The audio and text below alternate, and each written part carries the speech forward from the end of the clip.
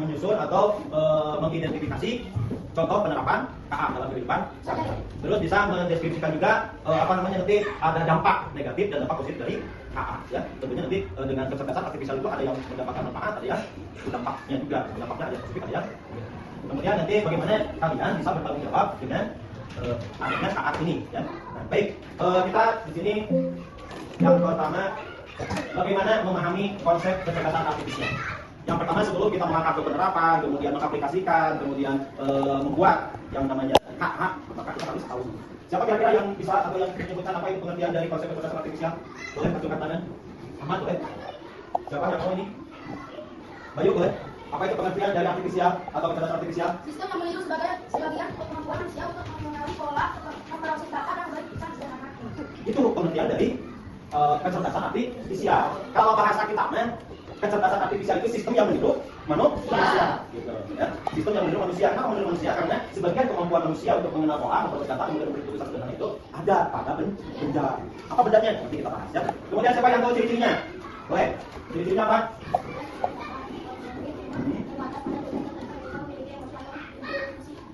Nah, itu ciri-ciri dari kecerdasan artifisial. Kemudian ada contohnya. Ada yang sudah tahu contoh apa? Kalau kita di sini autocorrect di ponsel, kemudian filter spam, kemudian aplikasi dari itu. Selain itu, punya apa di HP-nya? Instagram, terus Facebook, terus TikTok, terus Twitter, terus apa lagi? Telegram, WhatsApp. Kamu punya apa di HP-nya? Ada IG? Ada. Terus apa lagi? Ada. WhatsApp juga ya. Dan itu adalah bagian dari contoh kecerdasan artifisial. Dan itu sebetulnya sudah jadi makanan kalian. Ya, sudah pokoknya tiap kali itu pasti pegang gadget, pegang HP main. TikTok ya. Kadang Afif main apa? Main game. Kebanyakannya main game. Boleh nggak main game? Nah ini nanti pertanyaannya. Boleh nggak main game? Boleh. Kenapa boleh? Karena untuk kesenangan. Ya, main game itu untuk kesenangan, untuk hiburan, untuk mencari kebahagiaan. Coba di sini untuk apa main game? Mencari keuntungan, ada? Kalau mencari keuntungan ini harus dipelajari lagi ya. Karena dengan main game bisa mencari keuntungan itu ada yang negatifnya, ada yang positif. Ya. Itu adalah contoh dari kecerdasan artifisial. Paham ya? Nah, kalau kemudian manfaat KA itu banyak. Kira-kira apa? Saya bisa sebutkan. Oh, boleh. Nah, KA ini fungsi utamanya itu untuk mempermudah kegiatan manusia. Sampai pekerjaan, kemudian efisiensi, kemudian keputusannya bisa dilakukan oleh KA ini. Sehingga bisa menggantikan beberapa bagian pekerjaan dari manusia. Kira-kira yang bisa menggantikan pekerjaan manusia apa? Hah? Robot. Robot apa? Robot? Polisi. Untuk apa itu robot polisi? Hah? Robot polisi untuk menjaga ketertiban, betulnya di jalan raya. Terus apa lagi? Nah, apa? AI-nya untuk apa? Ketika kalian memang ingin mendapatkan informasi dari AI itu. Boleh tepuk tangan lah. Nah, kira-kira apa sih itu keterbatasannya? Kalau tadi kan ada kelebihannya. Sekarang kalau keterbatasan dari KA apa? Tidak bisa berpikir kreatif. Kenapa tidak bisa berpikir kreatif? Karena AI itu diciptakan berdasarkan data yang diberikan. Ya, beda dengan manusia. Kalau manusia kan Allah Subhanahu wa taala sudah diberikan komplit ya, dengan pikirnya, dengan kreativitasnya dan sebagainya. Tapi kalau ini KA ini tidak bisa berpikir kreatif, hanya sesuai program dan tidak mempunyai emosional. Kemarin ada yang bertanya, "Hai Pak, Pak gimana katanya kalau robot itu bisa curhat enggak? Kira-kira bisa curhat enggak?" Kalau nanti digantikan sama robot, kita bisa curhat dengan robot. Bisa memberikan jawaban robot itu kalau kita curhat. Mungkin ya, mungkin tidak, akan tetapi robot itu tidak punya emosional. Jadi keterbatasannya itu hanya sebatas membantu saja, ya, tidak bisa memberikan solusi untuk masalah emosional. Baik, itu adalah konsep daripada KA. Lalu kemudian sekarang ada manfaatnya. Manfaatnya ada banyak, ya. Di antaranya produktivitasnya mempercepat pekerjaan. Kemudian otomatisasi tugas. Kemudian kenyamanan membantu aktivitas sehari-hari. Mas, kemudian asisten virtual, kemudian film dan sebagainya. Nanti ini akan masuk ke LKPD kalian dan kalian bisa menjawab, ya. Diusahakan bisa menjawab apa yang diberikan di LKPD-nya. Nah, kemudian yang selanjutnya, keamanan itu manfaatnya bisa mendeteksi wajah. Kemudian resikonya itu dampaknya adalah penyalahgunaan data. Makanya kalau di aplikasi yang meminta kirim data wajah, hati-hati, ya. Karena itu bisa dipakai positif, bisa dipakai negatif. Kalau positifnya data kita bisa digunakan untuk keperluan kita sehari-hari, tapi negatifnya bisa disalahgunakan. Ya. Nah, kemudian dari kesehatan, aspek kesehatannya membantu diagnosis penyakit. Contohnya apa? Contohnya ada ronsen, Nah, ronsen itu bisa mendeteksi keadaan tubuh kita apakah sakit atau tidak, apakah ada kerusakan atau tidak. Itu bisa digunakan dalam kesehatan. Ya. Kemudian kalau dampak negatifnya bahwa data asal itu bisa disalahgunakan, ya, bisa disalah atau disebut dengan malpraktek. Jadi percobaan. Nah, kemudian ada informasi indra. Tadi disebutkan sama Dika, sama Angelo bahwa itu untuk hiburan. Ya. Nah, sebelum ke sini kita lihat prinsipnya. Nah, ini prinsip kita akan sampaikan nanti ya. Kemudian ada perbandingan manusia dengan komputer, ada ini perbandingannya. Tapi sebelum ke sini kita coba lihat dulu kilometer. Tapi kalau pakai mobil sebelah ini walaupun jaraknya sama 5,8 km. Apa yang membedakannya? Yang membedakannya apa? Kecepatannya, kemudian ukuran, kemudian kondisi jalan. Dari mana kondisi jalan bisa menghambat waktunya? Kita lihat di sini. Ini kan ada warna biru, ya. Ini update tidak? Nah, kalau tidak update, berarti tetap warnanya masih biru. Nah, ini dari Cipicung ke Trans Studio itu jalannya biru semua. Artinya apa? Hah? Tidak ada kan? Tidak ada kemacetan, tidak ada hal rintangan. Berarti kalau mau selamat sukses dari Cipicung ke Transmart, kapan berangkatnya? Sekarang. Kenapa? Karena ini, nah warnanya biru lancar. Tapi kalau siang hari atau sore hari pas berangkat atau pulang kerja, biarkan sih warnanya apa? Kenapa merah? Ya, gitu ya. Nah inilah yang kita gunakan untuk mempercepat kita ke arah tujuan. Ya, gitu. Ini adalah Google Maps. Google Maps juga apa namanya? Bagian dari, paham ya? Terus kemudian di sini ya. Di sini kita naik apa? Kira-kira naik motor atau naik mobil? Terserah. Bunyinya apa? Mobil apa? Oh ya. Kalau naik motor 2-13 menit, kalau naik mobil 16. Itu kira-kira pakai supir tidak? Oke ya. Pakai supir ya. Kebayang nggak kalau naik motor dan mobil pakai supir? Enggak, kebayang. Enggak kebayang. Kebayang nggak? Coba sendiri kebayang nggak kalau motor mobil pakai supir? Kebayang kayak gimana? Nah, gitu. Nah, coba kita lihat kalau misalkan mobilnya itu tidak pakai supir. Cuma ya.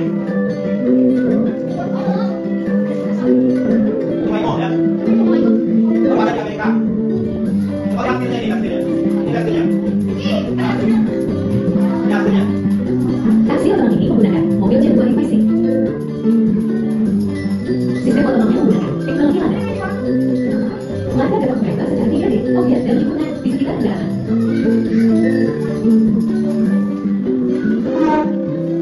Lokasi Walmart saat ini baru beroperasi di Los Angeles, Phoenix, dan San Francisco, Amerika Serikat. Gimana menurut kamu kira-kira bisa diterapkan di Indonesia Raya? Nah, Coba kasih komentarnya ya. kira-kira siapa yang mau komentar tadi? Kalau seandainya di Indonesia ada mobil kayak gini. Nah, coba dikatakan coba.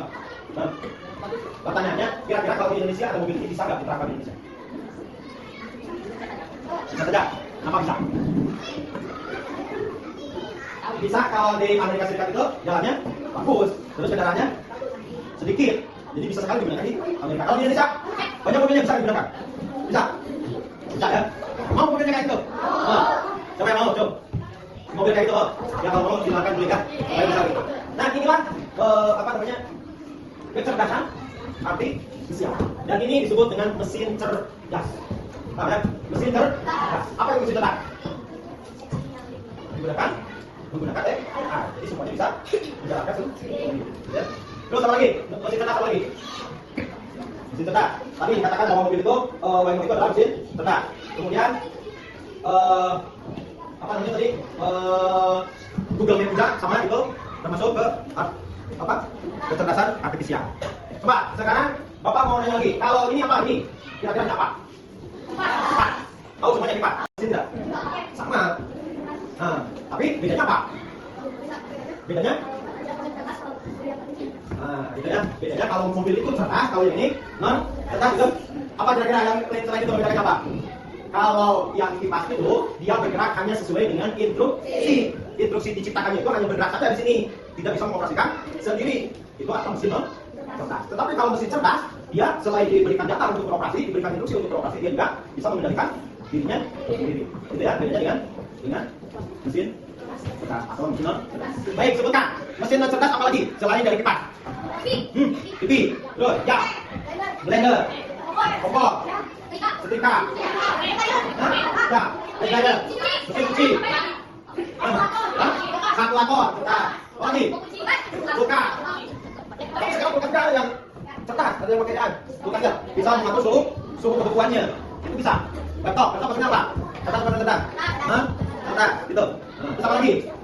Apa lagi selain itu? Sekarang coba tadi yang cerdas. Sekarang yang cerdasnya selain dari HP itu cerdas apa cerdas? Cerdas kenapa cerdas? Kenapa cerdas? Ada AI-nya. Nah, gitu ya. Terus apa lagi kira-kira? Laptop cerdas atau tidak cerdas? Cerdas. Kalau laptop itu perangkat, kalau HP itu sama perangkatnya. Perangkat lunaknya laptop sama Oke, tapi kalau masuknya kemana? Mesin cerdas atau non cerdas? Nah, kalau gitu coba lihat perbedaannya. Perbedaan antara mesin cerdas dengan non cerdas. Nih perbedaannya.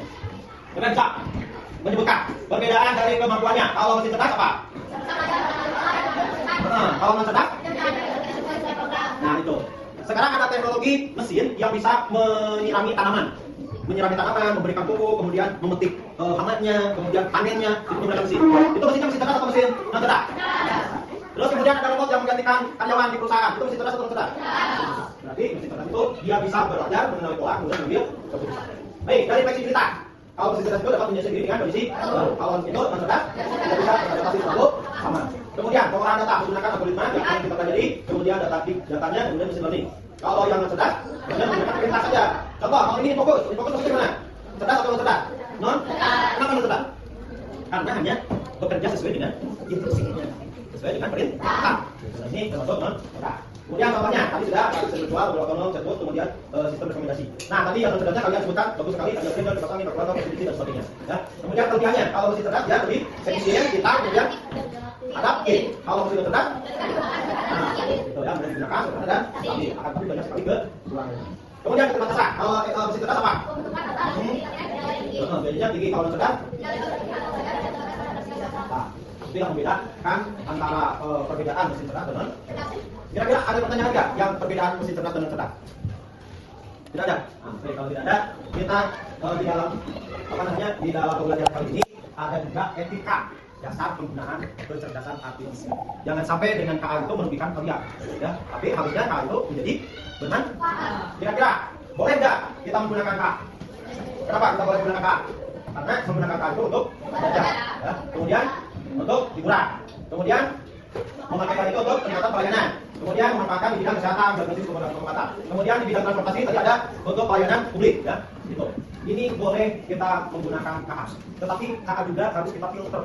Filter itu harus di cross check dulu mana yang baik, mana yang tidak. Nah, ini ada tidak boleh atau tidak etis menggunakan KA itu ketika KA itu digunakan untuk menyakiti, menghina atau mengintimidasi orang. Contohnya apa? Membuat pernyataan di media sosial, kemudian disebar, nah, itu tidak boleh. Ya. Kenapa? Karena itu menyakitkan seseorang atau menyakitkan banyak. Nanti apa akibatnya? Akibatnya akan kembali kepada orang yang menyebar hoax atau menyakit. Oke, ya. Kemudian tidak boleh menggunakan AI itu ketika melanggar privasi orang tanpa izin. Contohnya apa? Kalian foto baju, kirim ke orang lain. Boleh nggak? Ada yang seperti itu? Tidak boleh karena privasi orang. Kalau mau dikirimkan harus izin. Ya. Kalau izin dulu baru boleh dikirim. Nah itu nggak boleh, dilarang. Ya. Menggunakan AI untuk privasi orang lain. Kemudian dilarang juga diskriminatif, ya atau memberikan kelompok tertentu. Itu sudah jelas, ya. Kemudian AI juga mengambil karya orang lain tanpa izin atau klaim palsu. Bisa saja itu plagiat atau nyontek sama, atau mengambil karya orang lain di sebab itu juga ya, itu tidak. Nah, sekarang coba kalian buka bukunya. Kemudian kalau ada yang bawa alat contohnya silakan bawakan. Yang tidak bawa, coba. Yang bawa boleh. Kalau yang tidak bawa boleh berkelompok. Ya. Boleh berkelompok. Bukunya yang kosong. Buku ini kemarin itu. Ya, dikeluarkan. Coba kita buka di HP-nya. Di HP-nya itu kita lihat semuanya, buka. Kemudian coba masuk ke LAN. Ya, LAN. Ada situ LAN atau Google LAN. Bapak minta seseorang yang ada yang tahu ini namanya apa? Master. Ada juga pulpen. Ada apa lagi? Coba yang sebenarnya apa ini alat ini? Bisa ke depan sini. Coba ke depan sini. Ini depan seorang bawa HP-nya. Seorang ini. Sudah dibuka Google-nya? Google ini ada LAN. Nah, betul. Coba ini ke depan. Ini ke mana boleh? Kita tidak tahu apa ini. Coba di foto kalau menurut Google Lens apa namanya? Sebutkan. Nah, coba. Itu katanya apa? Nah, ada lagi seorang sini ke depan. Tidak ada. Berarti belum bisa membaca. Sekali lagi. Seorang sini bawah. Aman, coba lihat sini. Boleh di bawah sini. Fotonya sini. Apa ini benda apa? Kata Google Lens. Coba di foto lagi. Coba. Apa jawabannya? Nah, seperti kepala tuas atau persneling. Tahu persneling buat mobil. Nah, coba yang tadi. Ada lagi yang coba ya. Yang sebenarnya ini benda apa? Oh, coba di sini, Pak. Coba ke depan benda apa itu yang sebenarnya? Laser pointer. Betul. Kalau tadi mah tuas mobil. Nah, coba bedakan yang ini. Gunakan yang satunya, coba yang itu, coba. Coba yang ke depan. Ambil itunya, sampingnya. Bawa, dia bawa enggak? Oh, kalau yang bawah silakan ambil. Coba kemudian dia benar. Nah, ada berarti ya? Ada berarti yang mana? Yang ini. Ternyata kalau yang ini dia langsung terdeteksi OP, tetapi kalau yang ini tuas personnel berarti mobil. Nah, ternyata pas begitu diakurasikan datanya, diberikan lagi datanya, maka ini disebut pointer yang tadi. Paham ya? Nah, jadi yang mana ini yang betulnya? Pointer. Coba kalau yang sini dia tidak bisa keluar. Di menurut QA yang kamu apa? Kira-kira? Foto. Kalau ada dua kesamaan jawaban berarti dipastikan kebenaran datanya. Laser point. Jadi apa? Nah, jadi kan ini datanya. Laser point sama dengan yang Clara. Coba, apa itu? Laser point. Apa itu? Tuh, buka. Ketika datanya banyak diberikan, maka akan ada kesamaan kesimpulan, akan ada kesamaan keputusan. Mau coba di sini. Coba siapa ini namanya? Silakan dengan ini logonya. Ini kalian tahu nggak? Mau coba siapa yang mau coba ini? Oh, sebelah sini ada, mau coba. Apa ini? Apa dulu? Susah. Coba benar. Ini benar untuk coba dulu. Oke. Nah, ini. Kita, apa? Remote control. Ini remote control. Biasanya remote control itu untuk apa? Untuk TV. Ya. Untuk TV. Benar nggak untuk TV? Siapa yang mau coba? Boleh. Oh, sini. Coba ini katanya remote control. Benar nggak remote control? Oh, coba. Benar nggak itu remote control?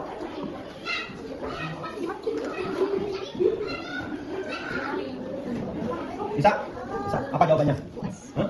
USB. Ini apa jawabannya? USB. Ada yang remote control? Tidak ada. Apa? Bagian nih? Apa? Roll on deodoran. Ada yang tahu ini roll on deodoran? Ini tuh unik nih. Roll on deodoran gitu ya. Baik, siapa lagi yang mau coba? Coba, boleh. Ada roll on deodoran, ada tadi remote control, ada tadi USB. Coba, masih ada sama-sama. Harus jelas itu apa? Hah? UP Smart. Apa itu UP Smart? Ini memungkinkan Anda mengontrol perangkat elektronik dari jarak jauh. Kayak apa ya? Berarti kayak remote control, ya? Kayak remote control. Ada lagi mau coba sini? Coba tuh. Oh, ini ada deodoran lebih unik lagi. Coba dipoto. Ya. Oh, foto lagi. Ada nggak masuk ke Google Lens-nya? Nah, itu. Kira-kira menurut yang kamu apa? Ada apa baca? Pengganti kendali jarak jauh. Berarti bisa disebut juga remote kan? Ya, pengganti jarak jauh remote. Ini remote-nya ada berapa orang tadi? Ada 3 orang ini remote. Terus yang benarnya apa dong? Betul.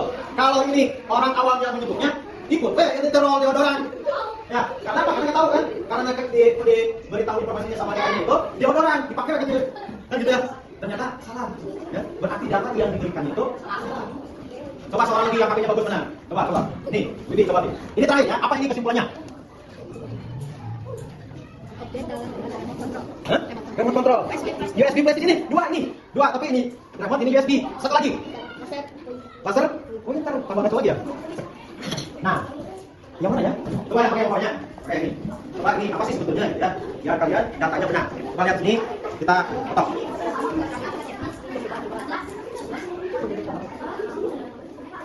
Sulit untuk mengidentifikasi objek dalam gambar ini karena kualitas gambar rendah. Berarti HP-nya yang jelek ya. Coba dihapus dulu HP-nya. Hapus dulu. Hah? Apa ini? USB ini? Oh, ini alat rokok itu. Alat rokok ya? Ini alat rokok. Rokok elektronik ya? Tuh, ada yang menyebutkan ini rokok elektronik. Nah, coba. Ada yang bagus HP-nya. Sekali lagi ya. Masih di depan. Bisa jalan di depan. Ini harus ada keputusan yang pasti karena kalau salah, nanti kalian salah informasinya. Kalau Bapak objek dapat dalam gambar adalah remote control untuk proyektor. Nah, coba. Ya. Tapi bisa jadi ini remote controlnya ke sini. Oh, terakhir Pak Bayu. Apa Bayu? Kalau Bayu jawabannya betul udah. Apa jawabannya? Apa namanya? Remote control Sky Q voice Bluetooth. Nah. Oke, kira-kira ada yang bisa menyimpulkan apa ini sebetulnya? USB, ya. USB karena bentuknya USB. Coba untuk memastikan kita buka. Ya. Buka nomornya. Apa kalau dibuka apa? Kalau dibuka USB, coba kamu USB, coba dibuka apa? USB, coba apa? Ya, USB. Kemudian ini, coba lagi. Tadi yang tadi salah. Apa itu? USB juga. USB. Ah, coba yang sebelah sini. Yang tadi salah mana? Nih. Tadi katanya ini deodoran ya. Coba lagi. USB. USB, sama. Kesimpulan akhirnya benda sekecil ini adalah USB. Ada kesamaan 1, 2, 3, 4, 5, 6, 7, 8, 9, 10. Ini menyebutkan USB. Berarti data yang diberikan adalah data yang maka ini bisa dikatakan kebenarannya 100%. Menyebutkan ini yes. Kalau tadi ada kebenaran, ada remote control itu datanya tidak ditemukan. Itulah fungsi dari fungsi dari Google, fungsi dari kecanggihan atau apa? Kecanggihan teknologi. Bisa ya? Dan nanti ketika kalian diberikan tugas oleh guru, oleh kelas, oleh bahasa Inggris, oleh PJOK, ketika kalian tidak bisa menggunakan atau tidak tahu apa itu benarnya, coba nanti di rumah di foto pakai Google Lens. Ya, Google Lens itu sama dengan di ya. Oke. Baik, kita coba lanjutkan ke pointer lagi.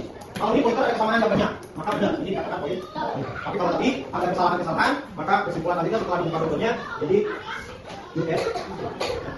Baik, kita lanjutkan. Bapak di sini ada LKPD, kelompok saja, LKPD-nya. Sambil nanti dibandingkan, boleh diisi sama kelompoknya atau ini satu.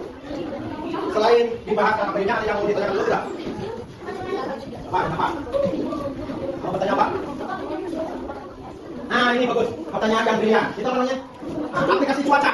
Di HP-nya selalu nongol itu cuaca aplikasinya. Pertanyaannya, apakah aplikasi cuaca itu termasuk kepada bukan? Jangan contoh. Kenapa termasuk? Nah, kenapa termasuk? Dan aplikasi cuaca itu adalah AI. Kenapa AI? Karena tadi disebutkan bahwa aplikasi cuaca itu yang bisa memberikan data kepada kita tentang cuaca yang ada ketika itu. Dan itu adalah